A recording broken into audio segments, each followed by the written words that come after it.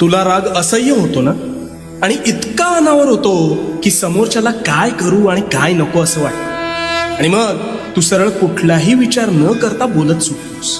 हो ना? पण हा राग म्हणजे तू स्वतःच स्वतःभोवती लावलेली आग आहे, हे तुला ठाऊक आहे का?